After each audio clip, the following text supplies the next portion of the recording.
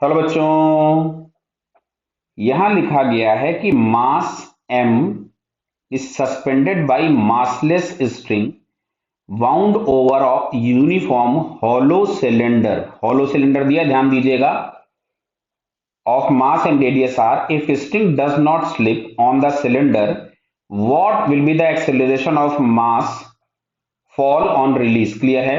तो बेटा डायग्राम जो यहाँ पे बना हुआ है, ये डायग्राम थोड़ा सा गलत है। मैं इसमें करेक्ट डायग्राम बना के दिखाता हूं। ये अलग क्वेश्चन का डायग्राम है, तो यहाँ पे मैं इसके लिए आपको डायग्राम बना के दिखाता हूं। ये ऐसा डायग्राम है, देखिए, ये आपके पास एक बोला गया हॉलो सिलेंडर है जिसपे हम लोगों ने स्ट्रिंग को रैप करके रखा हुआ है। क्लियर बेटा? इस पे हम लोगों ने स्ट्रिंग लगा रखी है और यहां पे हम लोगों ने सेम मास m हैंग कर दिया है। दोनों के मासेस सेम दिए, आपको सिलेंडर का मास भी m दिया है, हॉलो सिलेंडर का, और रेडियस भी आपके पास r दी गई है। क्लियर? Capital R। तो अब अच्छा ध्यान से सुनना, अगर मैं इसका फ्री बॉडी डायग्राम बनाऊं मास का, तो mg नीचे होगा, t ऊपर होगा, तो इक्वेशन के नाम पे हम लोगों के पास मिलेगा mg minus T is equals to m into A, equation number 1।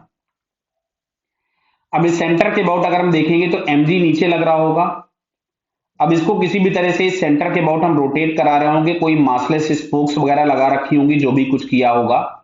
Hollow दिया हुआ है, सॉलिड दिया होता तो हम डिस्क मान लेते, स्पोक्स लगा के इसको हमने रोटेट किया होगा।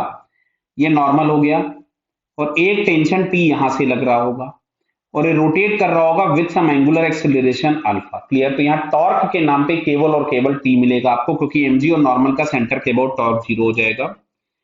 तो टी इंटू आर बराबर आई इंटू अल्फा। अब ध्यान से सुनना, अगर मैंने इसका एक्सेलरेशन ए लिया हुआ है, दैट मीन्स ये जो टेंजेंशियल पॉइंट होगा, ये इसका एक्सेलरेशन भी ए होगा, और ए टी बराबर हम लोग लिखेंगे आर अल्फा, मतलब अल्फा की जगह हम लोग यहां से लिख सकते थे ए by are.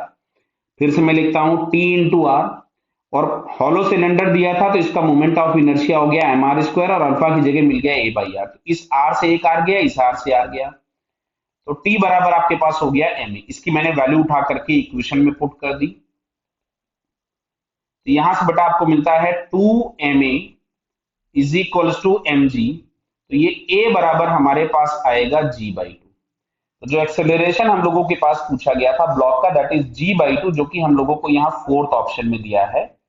So it's fourth answer is correct. Clear बेटा? Okay, all the best.